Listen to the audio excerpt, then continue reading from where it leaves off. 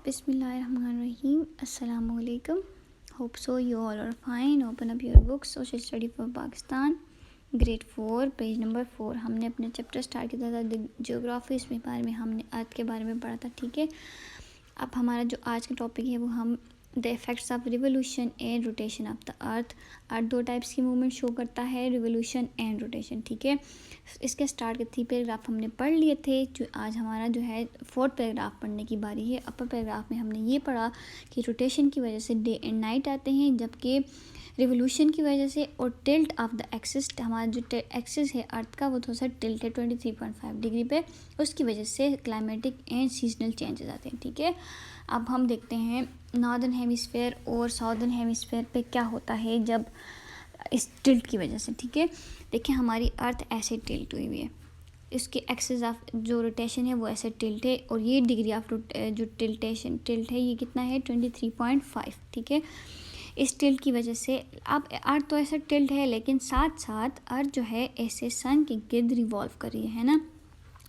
इस रिवोल्यूशन के दौरान जब नॉर्दर्न हेमिस्फेयर जो अपर पोल है जब सन के करीब हो जाता है, तो उस टाइम पीरियड में हमारे पास साउदर्न हेमिस्फेयर में 24 आवर डे लाइट होती है।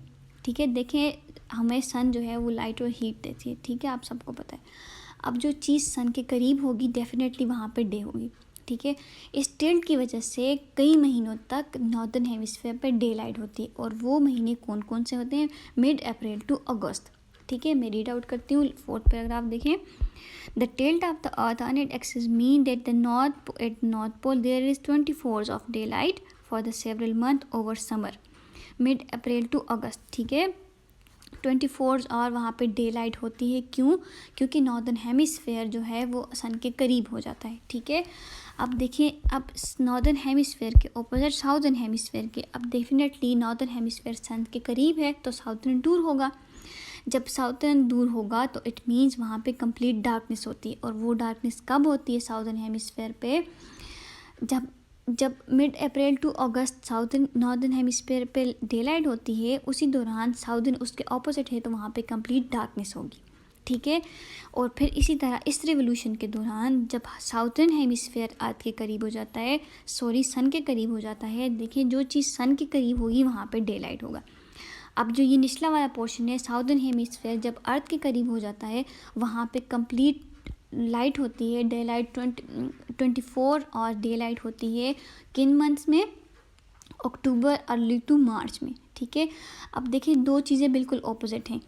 जब एक जगह पे कंप्लीट डार्कनेस होगी तो डेफिनेटली उसके ऑपोजिट कंप्लीट लाइट होगी। ठीक है, पहले हमने कहा कि नॉर्दर्न हेमिस्फेयर जो है वो मिड अप्रैल से अगस्त में 24 आवर वहाँ पे डे लाइट होती है, तो इसका मतलब मिड अप्रैल से अगस्त में साउदर्न हेमिस्फेयर पे डार्कनेस होती है। इसी तरह जब क्या नेक्स्ट मंथ कौन से हैं, अक्टूबर से लेके मार्च तक साउदर्न हेमिस्फेयर में डे लाइट होती है, तो इसका मतलब है नॉर्दर्न हेमिस्फेयर में इन मंथ में डार्कनेस होगी। ठीक है, अब मैं रीडिंग कर रही हूँ यहाँ से, कहाँ तक पढ़ लिया था, complete darkness for several month during winter October to early 21 March. At the south pole the opposite is true, it is summer days between October and March with 24 hour daylight, in winter between April to August when there is complete darkness। ठीक है बच्चों, बहुत easy बात है, देखिए confuse नहीं होना। अपर जो चीज़ सन के करीब होती है वहाँ पे डे लाइट होती है। अब नॉर्दर्न हेमिस्फेयर जब अर्थ के करीब सन के करीब होगी वहाँ पे डे लाइट होती है, और कौन से महीनों में, मिड अप्रैल टू अगस्त। और जबकि साउदर्न हेमिस्फेयर अर्थ से सन से दूर हो जाती है तो वहाँ पे इन महीने में, इन मंथ में मिड अप्रैल से अगस्त तक कंप्लीट डार्कनेस होती है।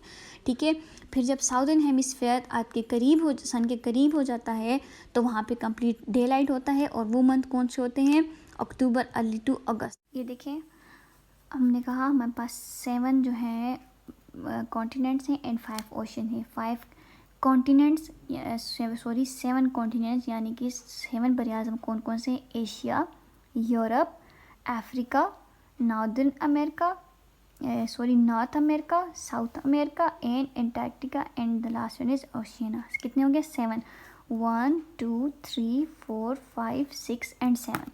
और हमारे पास 5 ओशियंस, कौन कौन से ओशियन यानी दरिया कौन कौन से हैं, Pacific ocean, Indian ocean, southern ocean, Atlantic oceans. ठीक है, 5 हो गए ना. And this one is Arctic ocean. 5, 1 2 3 4 and 5. ठीक है, ये मैप जो है ये जस्ट आपको ओशियंस एंड कॉन्टिनेंट्स बता रहे हैं वर्ल्ड के. ठीक है, थैंक यू, अल्लाह हाफिज़.